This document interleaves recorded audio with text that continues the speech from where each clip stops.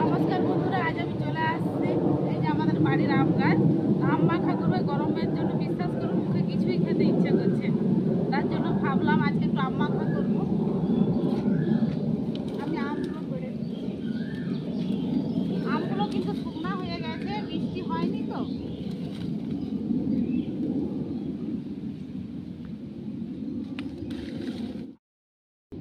এই যে আমি 3টে আম পেড়ে নিয়েছি, দিয়ে এবার রান্নাঘরে চলে যাচ্ছি।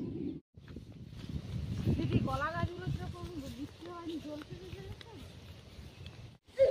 দেখুন অনেকদিন কিন্তু বৃষ্টি হয়নি, কলা গাছগুলো কিরকম ঝলসে গেছে। দেখুন এই যে কলা মোচা পড়েছে কিন্তু সব শুকে গেছে।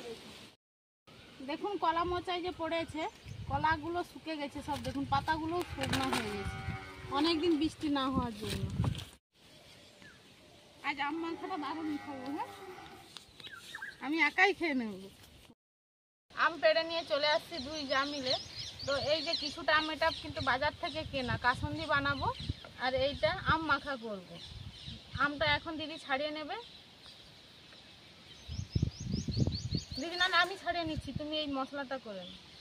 আর আম মাখার জন্য আমি কি কি নিয়েছি আপনাদেরকে বলছি। নুন নিয়েছি, একটা কাঁচা লঙ্কা, 2টো শুকনো লঙ্কা, কালো সরষের তেল আর হলুদটা কিন্তু আমি কাসন্দির জন্য নিয়ে চলে আসছি একটা প্লেটে। আমি আমটা এখন ছাড়িয়ে নেব আর দিদি এই শুকনো লঙ্কা, কাঁচা লঙ্কা, সরষেটা বেটে নেবে।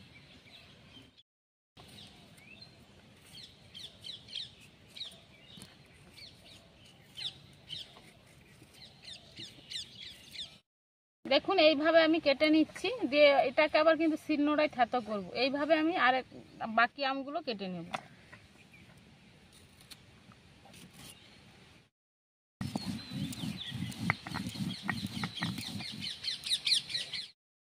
আমগুলো সব আমার ছাড়ানো হয়ে গেছে, কাটাও হয়ে গেছে। এবার দিদি শিলনোড়ায় থেতো করবে।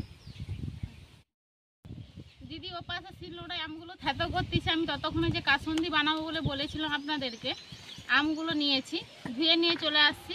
এবার আমি কেটে নেব।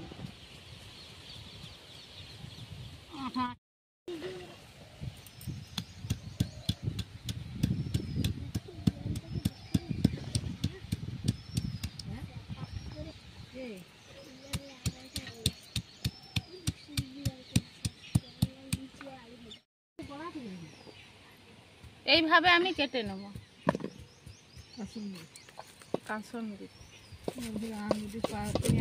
এবছর কোথাও আম হয়নি গো।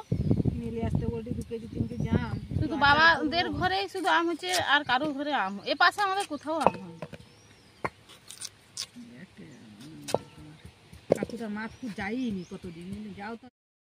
দেখুন কাসন্দির আমটাও কিন্তু কাটা হয়ে গেছে আর এদিকে আমটাও আমার থেতো হয়ে গেছে। এর মধ্যে দিয়ে দিচ্ছি আমি নুন। এই কাসন্দিটা কিন্তু বানানোর জন্য একদম হাত লাগাবেন না। আমি কিন্তু হাত লাগাবো না, এমনি এমনি মাখিয়ে নিচ্ছি। একটু বেশি করে হলুদ দেবেন।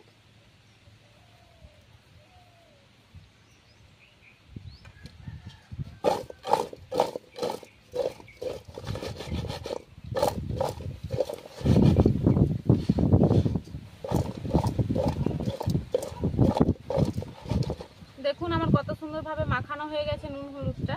এটা কিন্তু আমি রেখে দেব।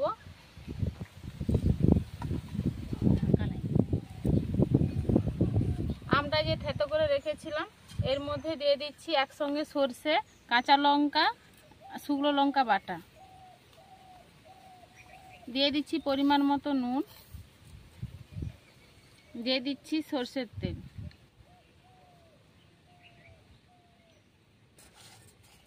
ভালোভাবে মাখিয়ে নেব।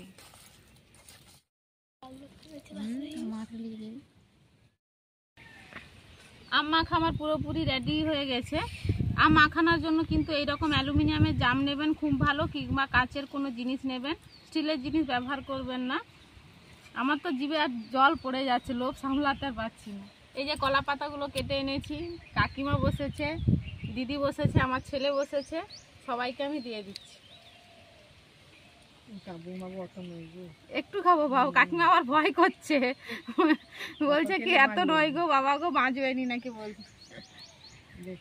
এতটা খাবো নি, টিকরিকে দিয়ে দেবো আমি।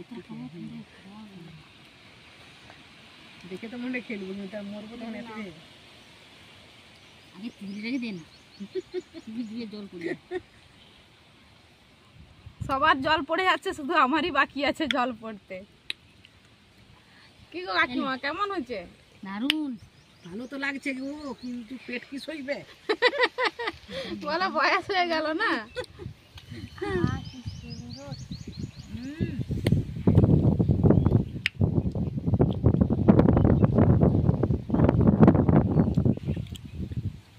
আমিও নিয়ে নিলাম, আর ক্যান্ডিডেট আমাদের বাড়িতে আছে অনেকে, তার জন্য একটু রেখে দিলাম। আমি খাই, সবাই খাচ্ছে, আমার কিন্তু আর লোক সামলাতে আমি পাচ্ছি না। খেয়ে দেখি। তোমাদের ঘরের কাছে আম? হ্যাঁ, আগের দিকে কমারে ভালো টেস্ট। সত্যি বলছি, খুব ভালো লাগছে, খুব খুব ভালো লাগছে। দারুণ। আপনারা কিন্তু এরকম অবশ্যই বাড়িতে বানিয়ে খাবেন। আমরা যে আম খাচ্ছি, আম দিয়ে জল চলে আসে, যারা খায়। যারা খান তাদের জিভে জল চলে আসবে না।